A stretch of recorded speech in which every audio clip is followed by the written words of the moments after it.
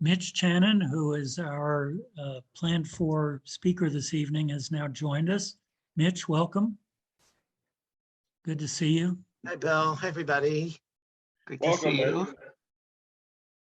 Before you get started, Mitch, I wanted to, we've been sort of having some general conversations around other IPL activities coming up, and Peter Handler was giving us a brief update on some of the stuff that Citizens Climate Lobby is doing.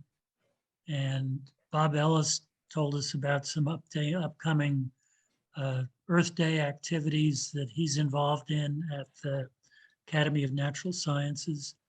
But what I was going to ask people to do is just very briefly, a very quick introduction, and you can sort of pass it on from one to the other. I'll ask Doug Hunt to start out. Doug, you want to just very briefly who you are and perhaps what part of the city or the state you're from? Sure.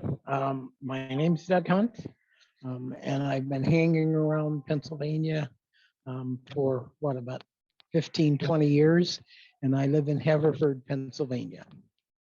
Great, thank you. You want to pitch it on to someone else, ask someone else to follow? Sure, I'm Tim Beckham. I'm retired, and I've got grandchildren that I worry a lot about with regard to climate change. They're between the ages of 3 and 7, and I've just committed my retirement to working on that. And specifically, I'm trying to get back into the presentation mode now that we seem to be getting through COVID to some extent anyway. I'd like to give presentations to schools and churches and Rotary clubs and whoever will listen to me. Great. Who else?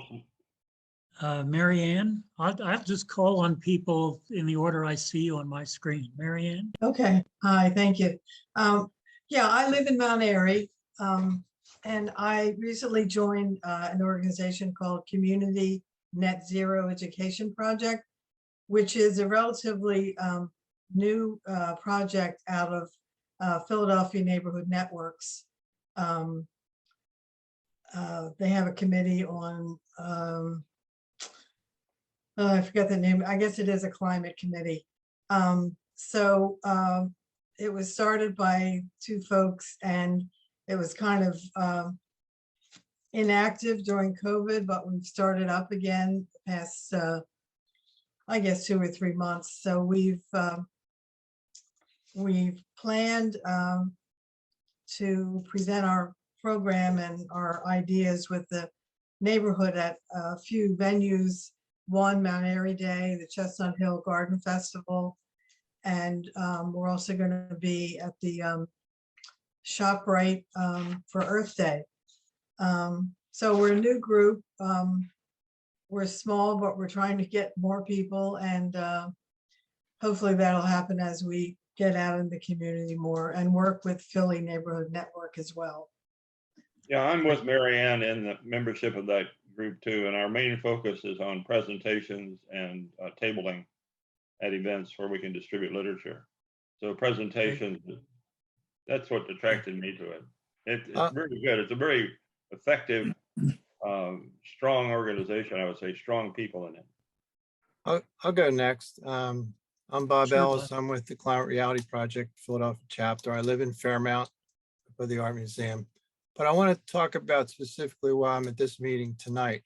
I am extremely interested in effectively exposing PGW and their hidden agenda for their claimed transition to electrification. But I don't believe it for a second that Seth Shapiro or the folks at the Philadelphia Facilities Management Corporation behind the scenes have any interest in anything other than PGW being at the center of the universe in these utilities. And particularly in light of what they just did at 30th Street, I think we really need to actively get some publicity and a lot of opposition right now against PGW. So I'm curious to see what Mitch has to say about that. That's That's why I'm at this meeting tonight. Good, Bob. I think that's really, Mitch is going to be talking some about the history of what's going on with this so-called transition for PGW and where it stands now or where it doesn't stand and what the prospects are for it going forward. I'm going to continue just to ask people to do very brief introductions. Barbara? Yeah, I'm Barbara He, and I live in Fox Chase, Philadelphia. I've been in Philadelphia all my life. Great, thank you. Peter Winslow. Oh, thanks, Bill. Peter Winslow. I live in West Mount Airy. I have been a member of IPL for, I can't remember how long. I was on the board for 3 years. I know most of the folks on this call, and I'm an environmental activist. Thank you. Pat Libby. Pat Libby, I live in Roxborough. I'm working with Monty at this point to set up a meeting with OOS to discuss flooding that's going to be happening with climate change. We have at least 7 people set up to speak with them on Zoom. Most of these are from other environmental organizations. So we'll see how it goes. I'll let you know, Bill. Great. Yep. Yeah. Rita. I'm Rita Varley, and I'm a member of the Philadelphia Yearly Meeting of the Society of Friends, along with Bill Cousins.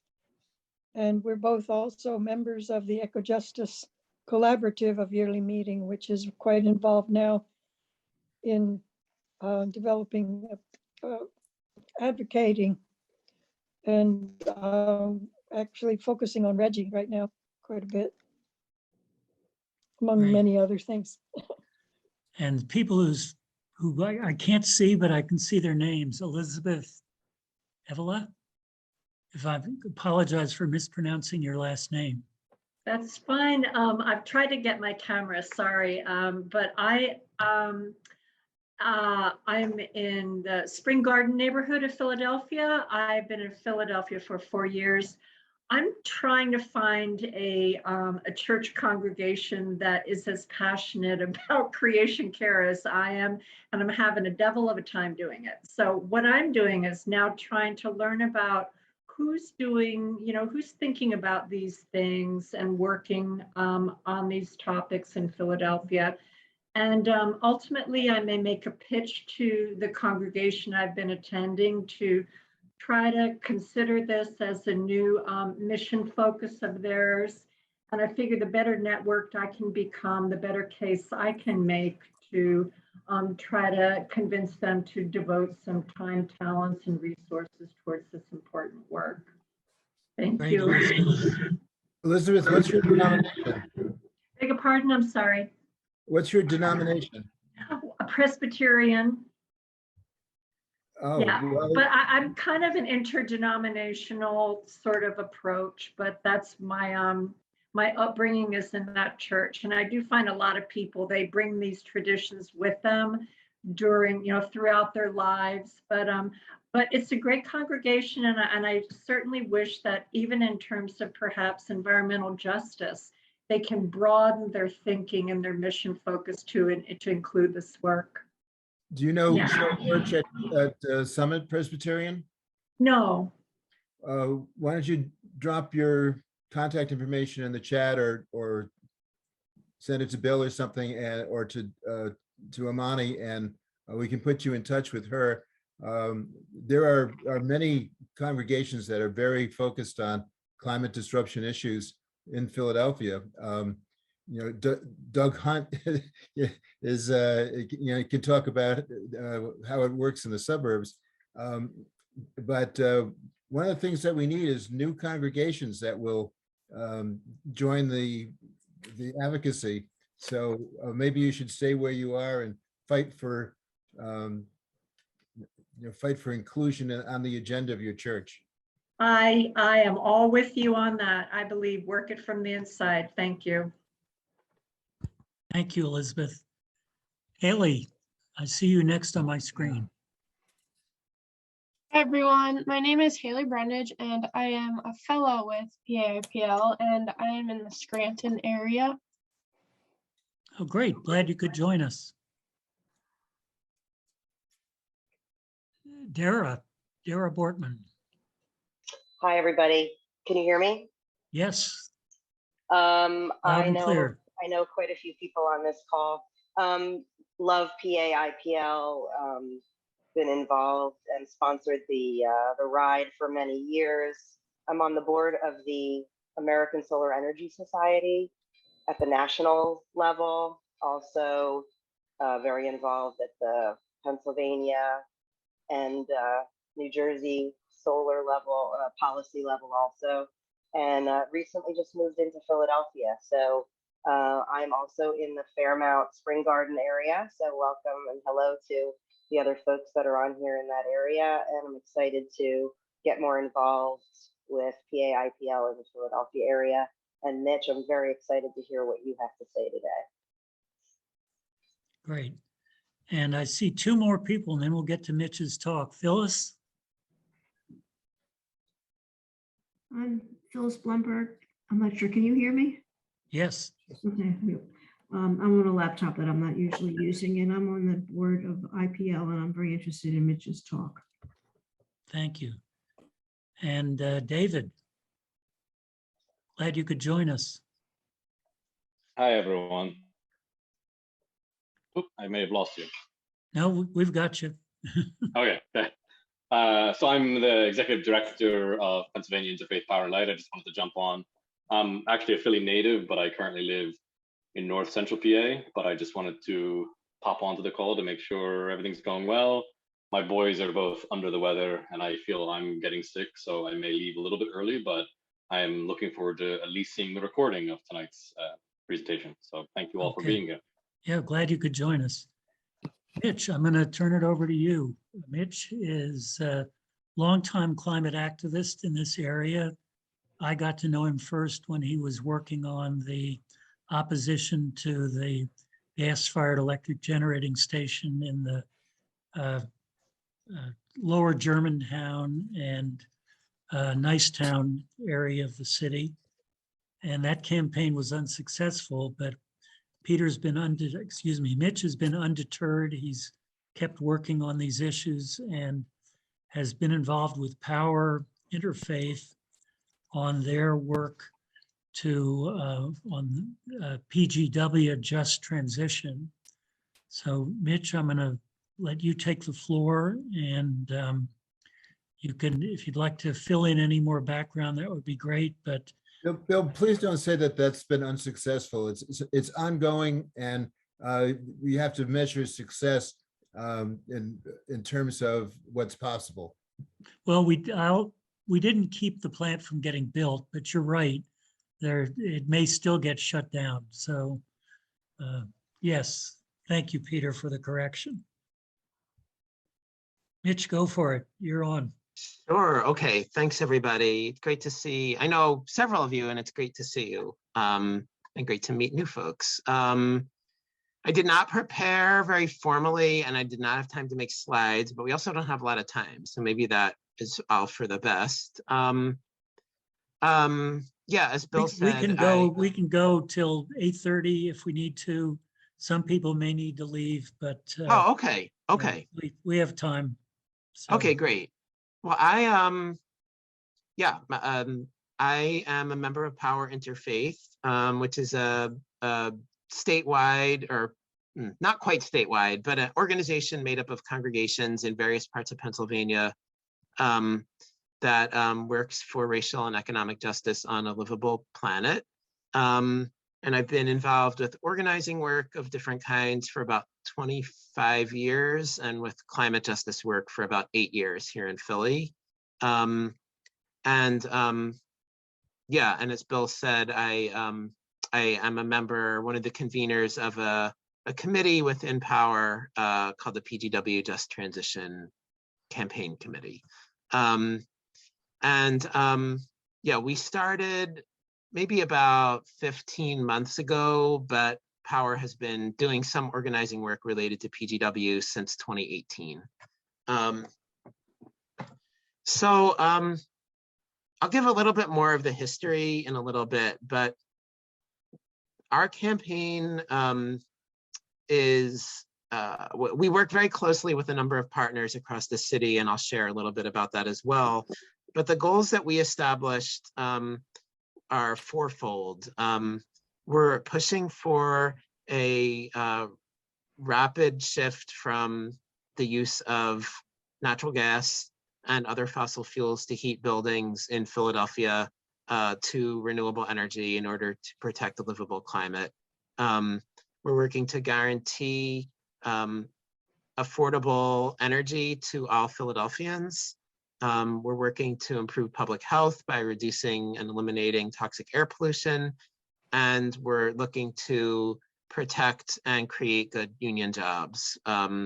And very concerned about the future of PGW's workforce, which is about 1,600 people and around 1,100 union members.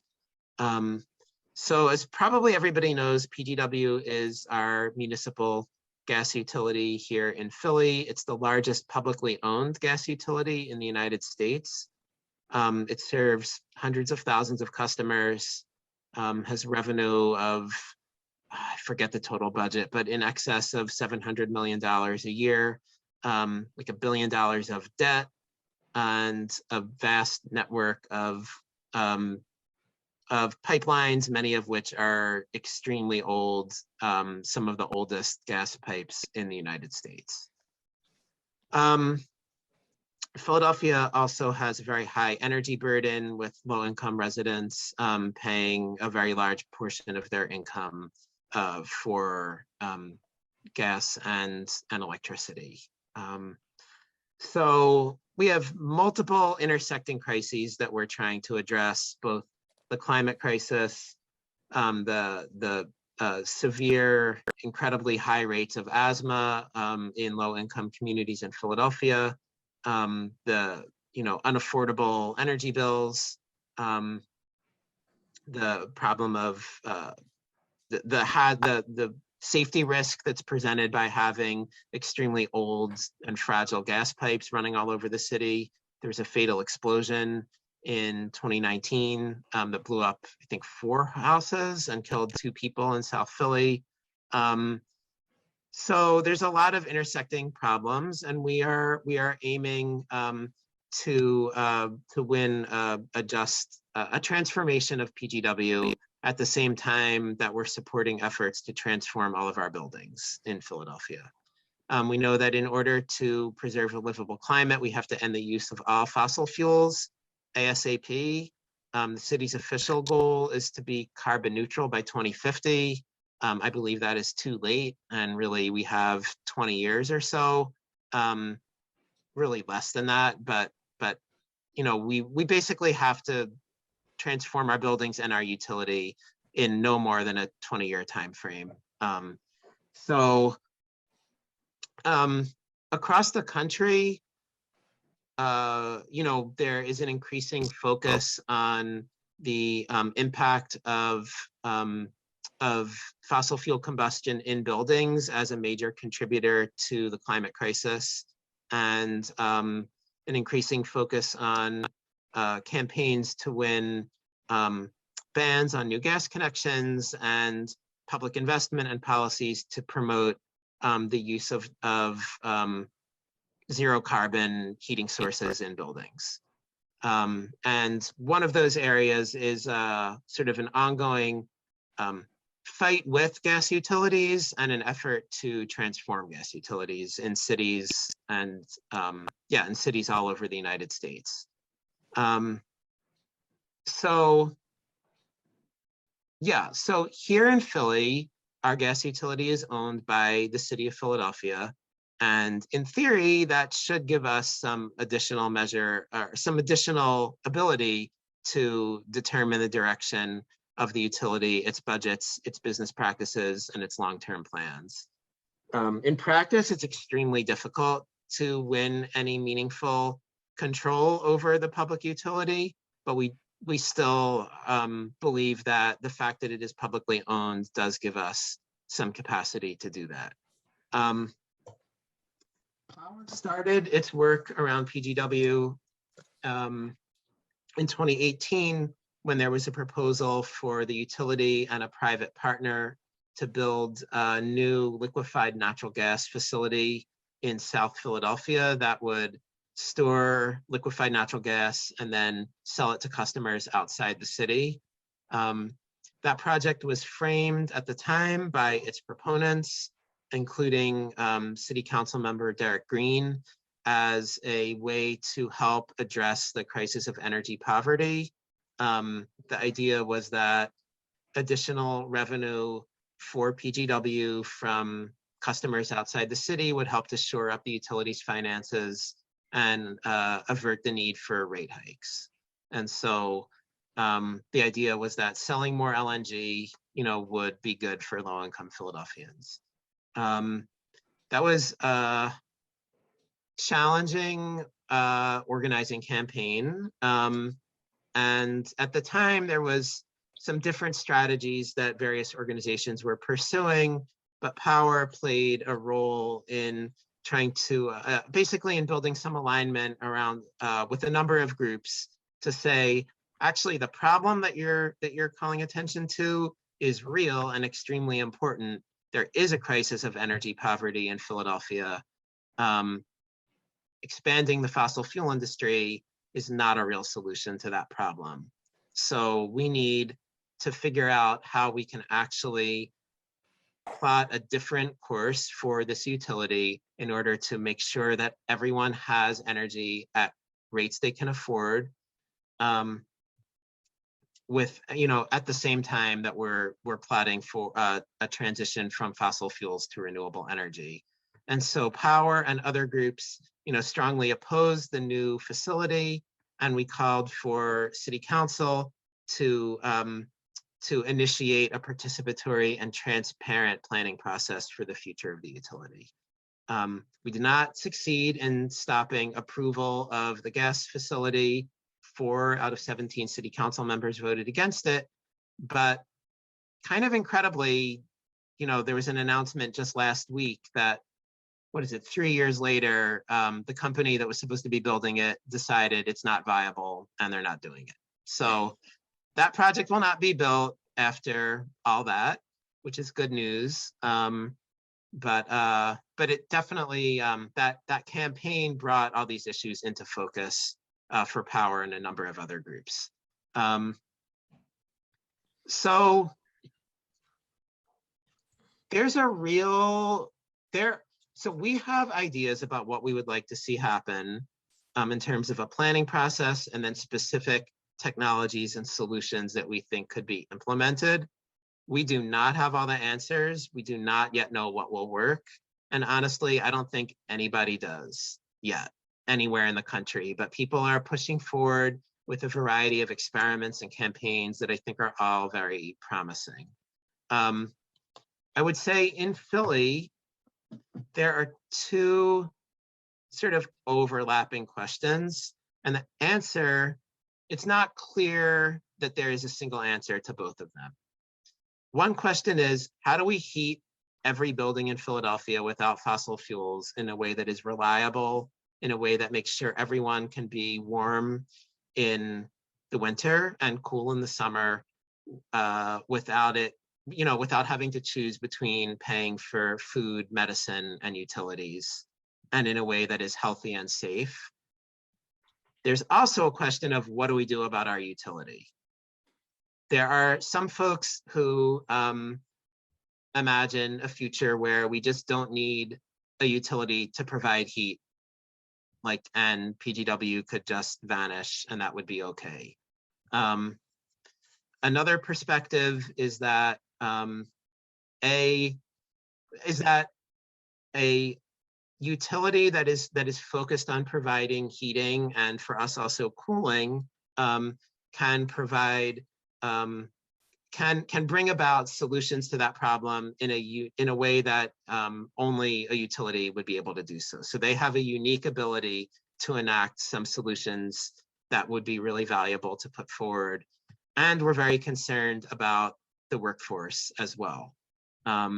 So Power is assuming that there is a future for PGW, but that it would have to be a dramatically different very, very different kind of business from what it is now. Okay. So as people are probably aware, there is a debate about what is the best way to heat buildings without fossil fuels. One solution that most gas utilities are promoting is that you can just swap out the fuels that they're now piping with other gases that are not derived from drilling underground. So you can generate biogas, methane that would otherwise leak into the atmosphere from a sewage treatment plant, et cetera. Or you can produce hydrogen in a variety of ways, including through the use of renewable energy to split water. And there's some crazier stuff where you can make synthetic natural gas, and it's extremely expensive to do so. The other path is basically to use electricity directly to heat buildings using heat pumps. That is by far the most efficient way. If people are not familiar with this technology, a heat pump is basically like an air conditioner working in the opposite direction. Whereas an air conditioner takes heat from a building and pumps it outside. An heat pump can do that, but it can also bring heat into the building.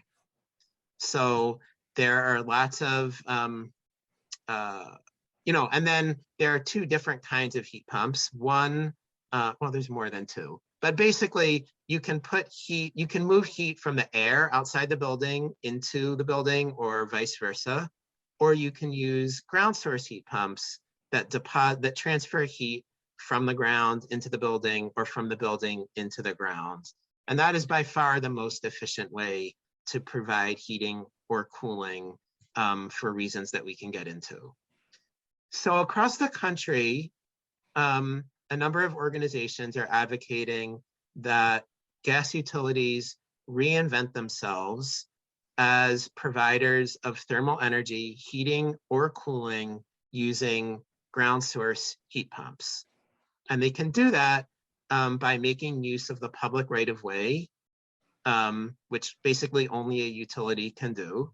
And that would mean drilling holes underground, connecting them up through a network of water pipes, and then connecting all those pipes to buildings. And then in each building, there would be heat pumps that could transfer heat into or out of those pipes that were flowing under the street and into these boreholes underground. And the proponents of this approach, which is sometimes called network geothermal, sometimes called thermal networks, there's like half a dozen names for this.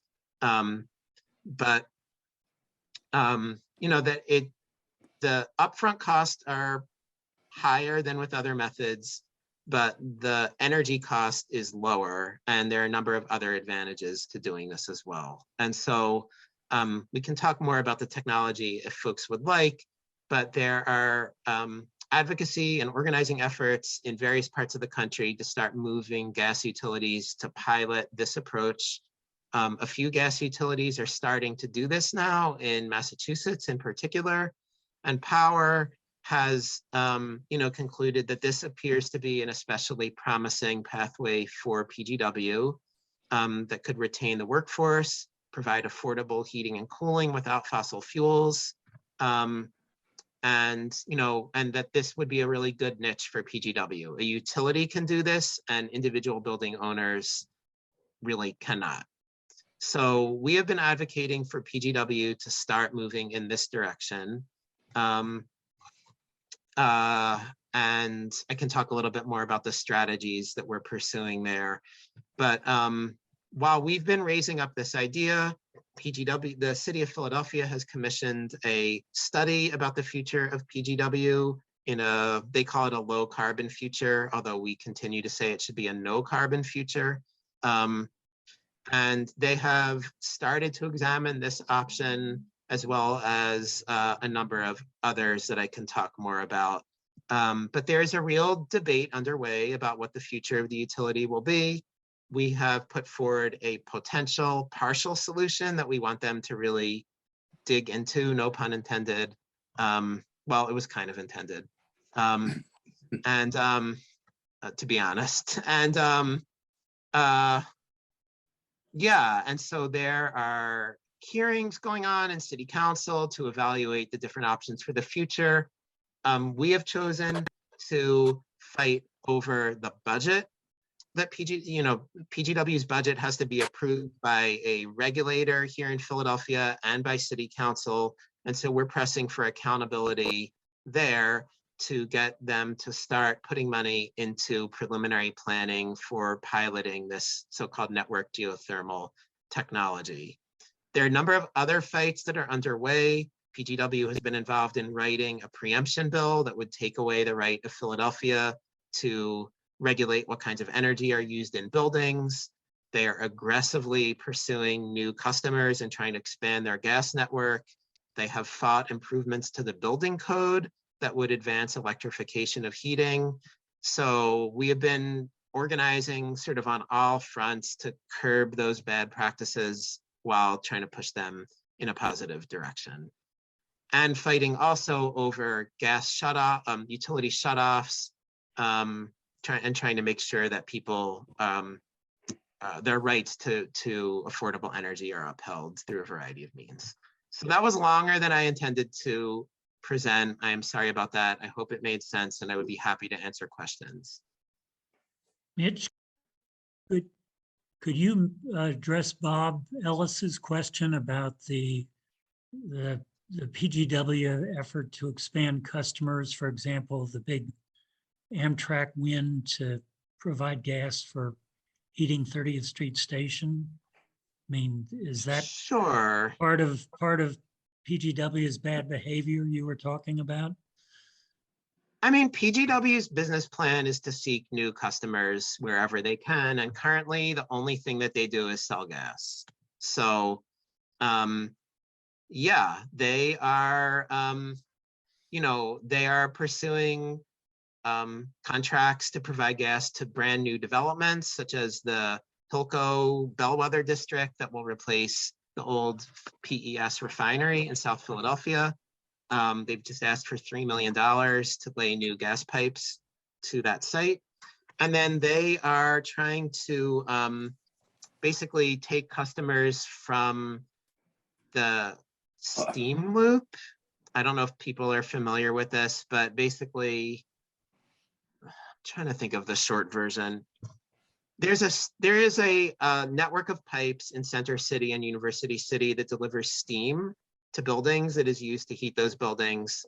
The steam is produced actually at a gas-fired power plant around like 28th and Christian Street on the Schuylkill River, like in between, like near Grace Ferry. And I forget how many millions of square feet it serves, but it's pretty vast. And it's not clear to me whether, I think that it is more efficient and produces less greenhouse gas emissions to use the steam loop than it would for a customer to have their own gas equipment. It's not totally clear to me if that's correct, but I think it probably is. And the company that operates the steam loop has been making some promises that they will decarbonize. They will be a zero carbon heating company that will generate all that steam without the use of fossil fuels by 2050. They have lots of ideas about how to do that. To be blunt, I do not know if they're viable, but they might be. So PGW is trying to convert, is trying to take customers from that company vicinity and get them to install gas boilers in their properties. So the 30th Street Station, Amtrak is one, Independence National Park is another. And I'm sure there's more that I'm not aware of. They're also trying to jack up vicinities rates by like 1,000%, which seems like they're just trying to put them out of business, basically. So I have a question to follow up with that. Thanks, Bill, for leading. Okay, let's go back to PGW is privately owned. We own No, PGW. it's publicly owned. I'm sorry, publicly owned.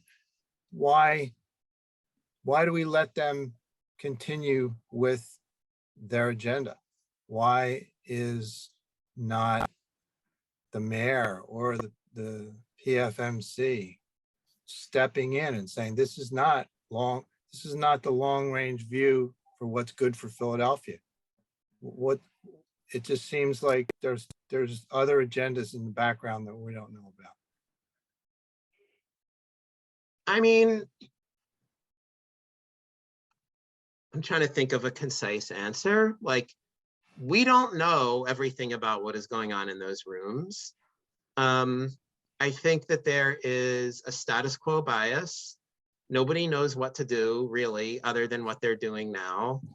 I think the managers at PGW are like enculturated into the gas industry. They like have been doing this for years. This is all they know how to do. The PGW workers union has been open to hearing some ideas about the future, but basically are very worried about the future of their jobs. And I think they know how to do what they're doing, and every other path is like unclear and risky as they see it. And Right, they have a billion, yeah. But why do we, since we own them, why aren't we, whoever we might have be the empowered people, speaking up to say, no, that's the wrong agenda. You know, look at Reggie works, you know, the coal industry workers that are against it because they're going to lose their jobs. Turns out there's plenty of jobs for them. Turns out in switching to electrification, there's plenty of jobs for the gas workers. I don't believe it's the union that's pulling the strings. I believe it's more the Seth Shapiro's, who happens to be at least a former, if not present, big shot at Goldenberg real estate development, and is, like you said, is interested in the status quo. And who knows what other financial gains or, you know, what's behind his agenda. I just think that there's too much at that top level that nobody's touching. Sure. I mean, I cannot tell you what are all the conflicts of interest in play, but I'm sure they exist. The gas industry is extremely powerful in Pennsylvania. The degree to which they are networked in with key decision makers like Mayor Tenney, like key members of city council, and the executives at PGW, I do not know the whole story. And it would be useful to do more mapping of that. I assume that they are there, and I don't know what all of them are. And Yeah, go ahead. I wouldn't for a minute expect that you would, but I want to understand, how do we get an investigation to find out what's at play, what's going on in the back rooms, who's paying who, like, you know, what's going on, how does it set up? If they're publicly owned, we should know that information. And it seems pretty impossible to get that information, other than knowing that the TFMC is a group of individuals appointed by the mayor, and that they ultimately tell PGW what to do. That's as much as we're pretty much able to find out about that. And, you know, I think someone's got to have the power and the balls, I'm sorry, to start finding this out. What's going on? I mean, I would say that Power and other groups have been pursuing some right to know request, and we, thanks Tim, should step that up. It is not clear to me what role the PGW is officially managed by this entity called the Philadelphia Facilities Management Corporation. They are all appointed by the mayor, and I do not really understand what their role is in making day-to-day decisions for PGW. Our theory of change in power, for better or worse, has been to focus on decision makers who are elected by the public and are accountable to us, and to try to move them to take responsibility for these decisions and to hold the company accountable. That is not a complete strategy, and lots of other things are worth doing, in my opinion. And further investigation about conflicts of interest, the role of key officials in the PFMC, et cetera, are also important. But from my perspective, a fundamental problem is that there has not been enough organizing. There's not a broad enough base yet with enough power to move the elected officials who we need to move. And I don't think this is a situation where there's like a very clear cut and widely recognized set of solutions such that, you know, we like all we need to do is expose corruption and force them to choose what is an obvious and super popular set of solutions rather than the status quo. We've really needed to do the work to develop solutions and build public support for them. And I think that the lack of that strong, I think that this exposing corruption is extremely important, but building a strong base that is in favor of some clear set of goals that we collectively hold, I think is equally important. And that's really where power has been focused. But Hey, Mitch. the more, yeah, go ahead, I'm sorry. Are there any examples of towns or cities anywhere in the world that you know of that has made this transition from natural gas to, what did you call it? Thermal networks or network networks? geothermal. I mean, Yeah. so not yet. Like there, so in Western Europe, there's lots of thermal networks that are being used now. I don't know if Peter, that's where you were going, but no one has like taken a whole gas utility that has been solely selling gas and like moved it through the entire process of transformation in that I'm aware of in recent memory. So there are experiments to start moving in that direction and some pilot projects that are happening, et cetera. But, and like in Europe, there are, you know, long-standing, you know, thermal networks that have been in operation for many years. But I'm sorry, go ahead, Peter and Peter. The closest that I can think of it, it's not exactly a utility, is Texas is a massive electric producer with wind. And to the extent that if it were an independent country, it would be the 6th largest in the world. And that was done largely by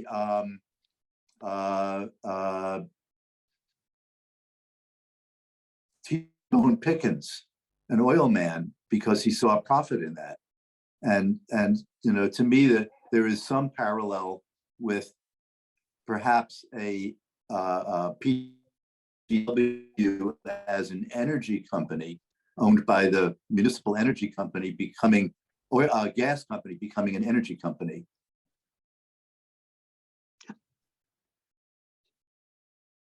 Peter Winslow, were you trying to get in there?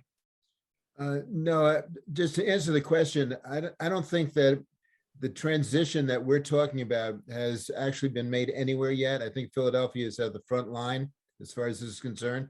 And we have to be in the front line because Philadelphia, as Mitch said, is the largest public utility in the country. So if there's going to be innovation within this public sector of supplying energy, it's got to be here or someplace like it. I mean, it hasn't happened yet, but there are movements. Mitch, you're familiar with what's happening in Boston, which is moving much faster than Philadelphia, and really a more hostile environment because they do not have a public utility; they have competing private utilities. Yeah.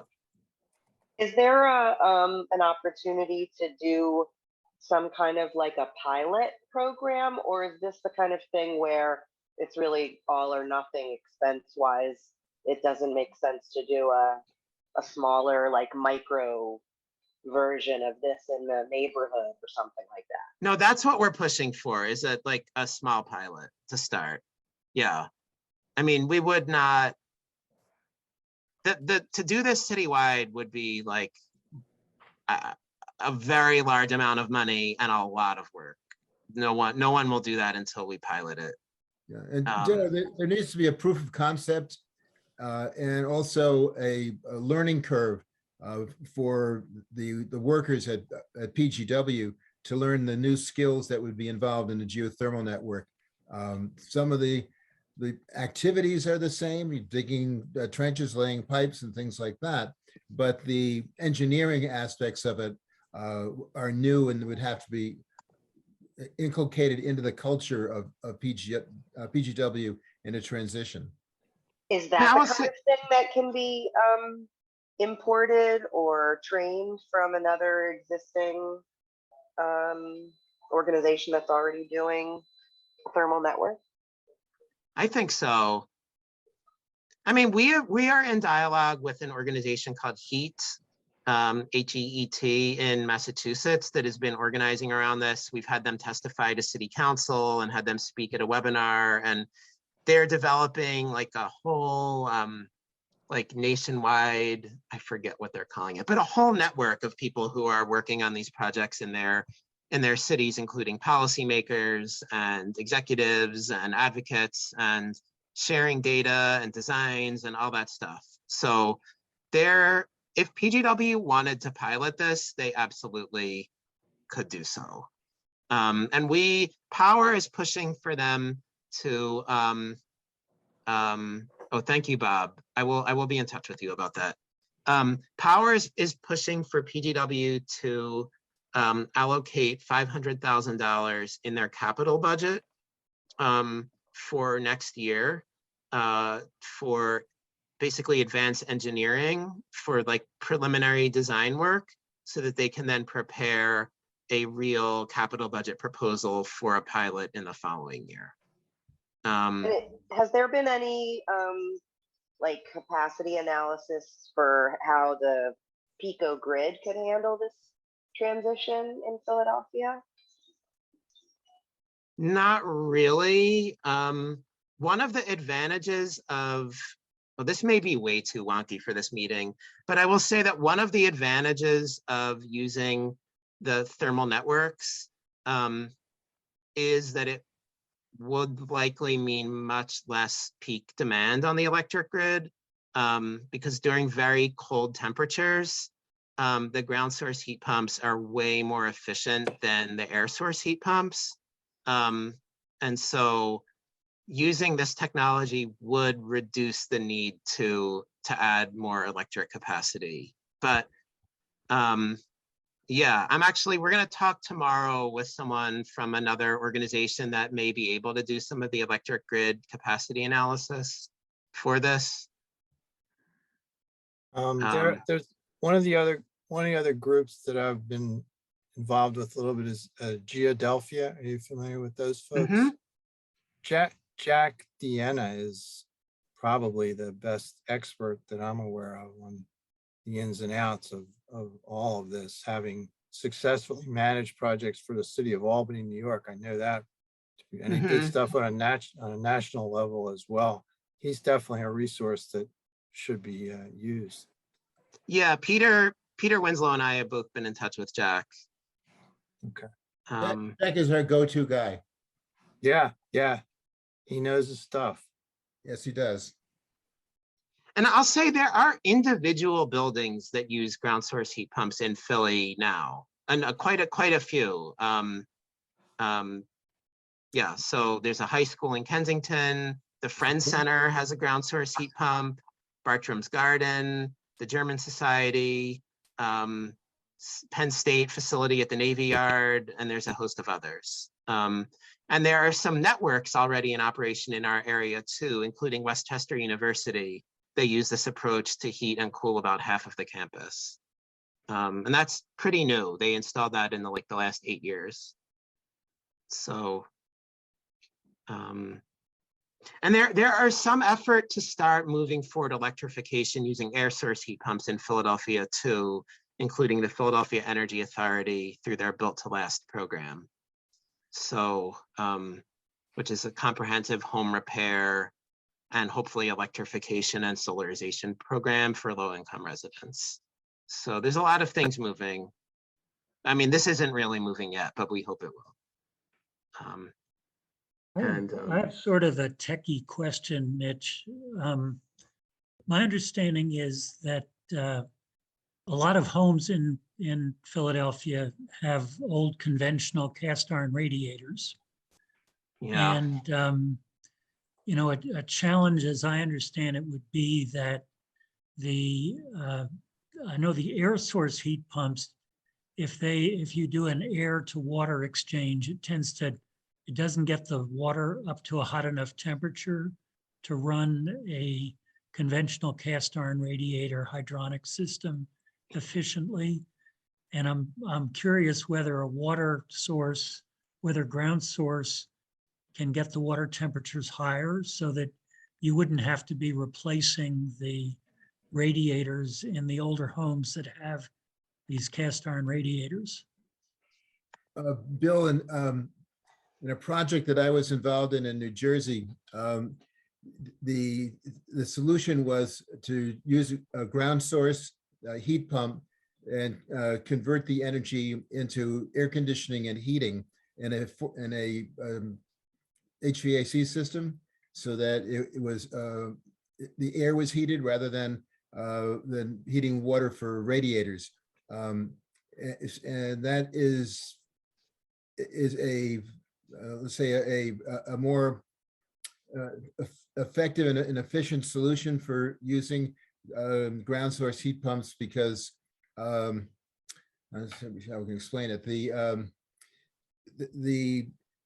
There's a persistency to the way in which a ground source heat pump works, that it just keeps going little by little by little, and incrementally you can get you're very warm or very cold depending upon what where you're headed, as opposed to the systems that turn on and turn off and give you a blast of heat coming out of a radiator.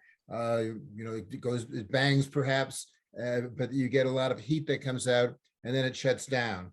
There's a difference in that approach, which biases the ground source heat pump toward air heating and cooling rather than an intermediary like a radiator. The problem is, though, Peter, that it forces you to create, if you have a house like ours, which has, as Bill said, the old cast iron radiators, to create an alternate pathway for hot air or for air, hot or cold, that doesn't now exist. You'd be retrofitting duct. You'd have to put in duct work to replace radiators, which would be, I think, a showstopper for many buildings. Right. There's a retrofit and a cost problem, where you plug things in. It's not as simple as just taking out an oil burner and putting in a gas burner, right, and putting in a heat pump. What I would wonder is whether there's potential to use ground source heat pump to heat, basically to take water so that a boiler is not having heated as much. Is that something that's realistic? Basically preheating water before it goes into a boiler. Sort of a hybrid approach. Yeah. Yeah, I mean, I'm like at the limit of my technical knowledge. I think that this is recognized as a real dilemma, and there's a bunch of ideas about what to do with it, ranging from like scrapping all the radiators to other approaches in those buildings, and it is not clear to me what solutions are best. Yeah, preheating can work. You don't have to necessarily have ducts. There's other ways you can do it with mini split systems. Maybe it would be better in those buildings to use air source heat pumps if you don't want to put in the ducts. I don't know. Yeah, there's a lot of this is why I'm saying, well, this is one of the reasons where I feel like, though it's certainly true there's corruption that is preserving the status quo, we don't have complete answers for where we want to go yet. Yeah, I have heard that there's R&D going on heat pumps to generate a higher water to water heat pump Yeah. that would get a higher water temperature, which could conceivably be used with traditional radiators. I mean, you can get a heat pump water heater now to like replace your, you know, like instead of using a gas boiler or, you know, Gas or an water electric heater. hot water heater, you can use a heat pump water heater. Can that raise the temperature enough for the radiators? Not, I think not quite, but I think it can be done, but can it be done efficiently? Yeah. The proponents I know, like of the ground source heat pump thermal network approach, have so far, to my knowledge, been saying like, it's not clear this is going to work with radiators. But you know, I'm not an expert on that, and there is a lot of technical innovation happening. Yeah. You're probably right, Bill. I'm sorry. Go ahead, Peter. No, I think you're absolutely right, Mitch, that trying to retrofit existing radiator systems, whether they're water or steam radiators, is a difficult proposition.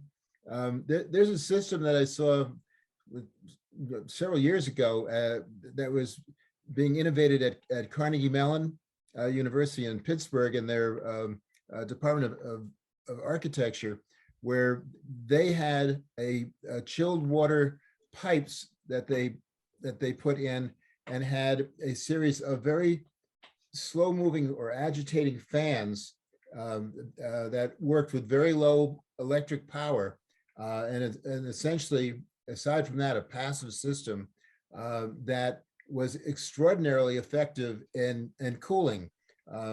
This was from a top down, so you have the pipes overhead, you know, heat rises and the coolness descends. Where another system for warming from the bottom, because if your feet are warm, you have the perception of being warm, even if the ambient temperature is not quite as warm as you think it is. Yeah. So, you know,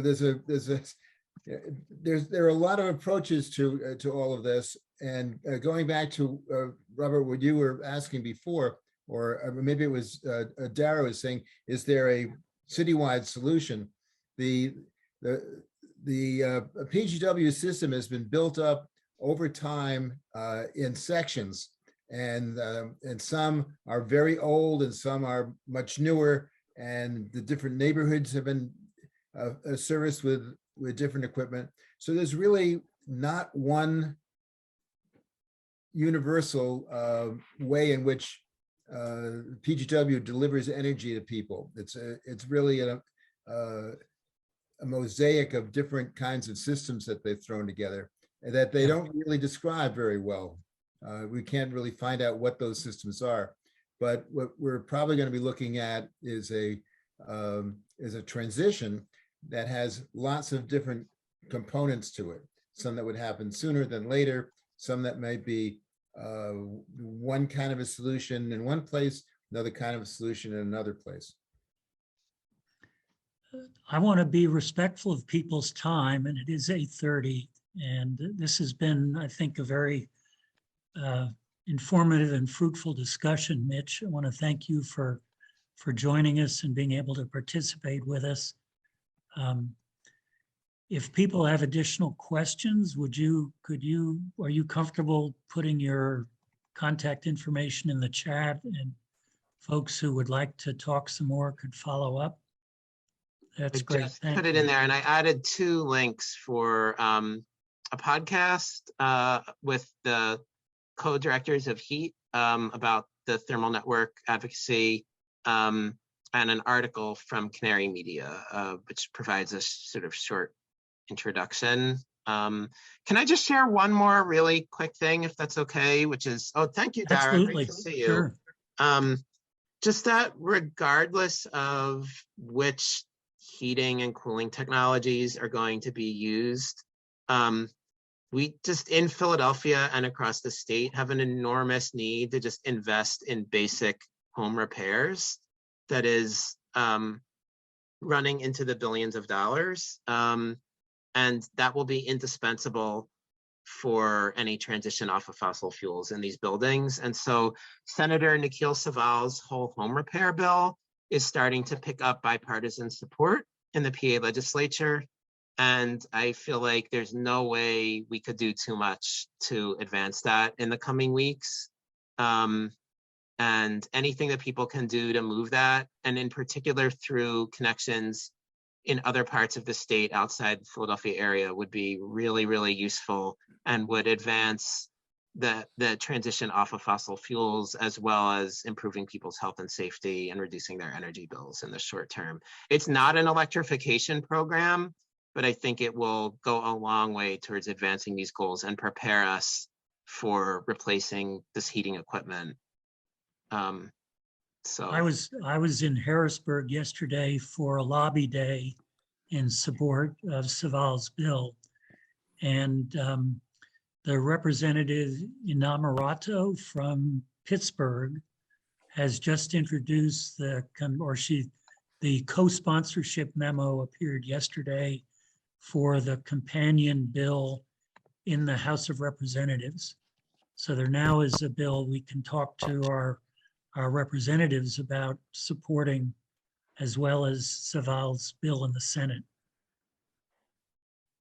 sorry to So take it in a different direction. It's just, yeah, that's great, Bill. Thank you. Yeah, and I think, absolutely, the things like, weatherization.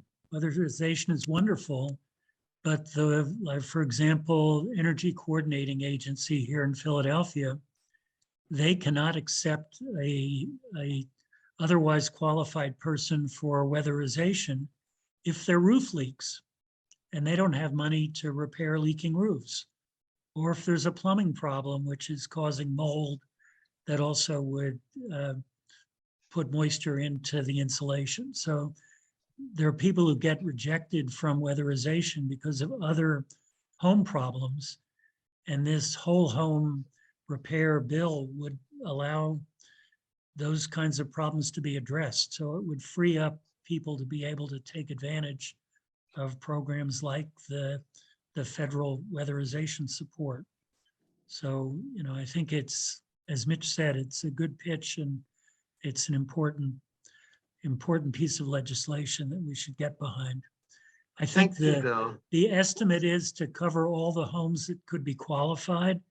You'd be talking well in excess of $1 billion. And, I think they're hoping they could get perhaps $100 million in this first year, which might cover 3,000 to 5,000 homes. So it's not a solution ultimately, but it's a start at addressing the problem. And I don't think there will not be an equitable transition off of fossil fuels if we can't even fix leaking roofs. So it's really essential to get this investment, in my opinion. Yeah. And we need it anyway, but all right. I'm sorry if that seemed like a different direction, but thank you so much for going to that lobby day, Bill. Yeah. Oh my goodness. I sure can talk a long time. No, it was very good discussion. And thank everybody for their questions, and we're glad. Thank you, Mitch. Thanks, Thank Mitch. you, everybody. Well, I'm happy to answer questions. Feel free to email me anytime. And I saw PAIPL signed on to our public statement about the PGW budget, and I will follow up about. Yes, thank you, Amani. And we'll be in touch about the upcoming hearings and opportunities to testify and stuff. So thank you. Yeah, and Amani has recorded this, and I think it will take a little while, but it'll get converted to some kind of YouTube or something. So if you have friends who you think would benefit from hearing this discussion, we'll be able to make it available to you. Woo. Thank you all.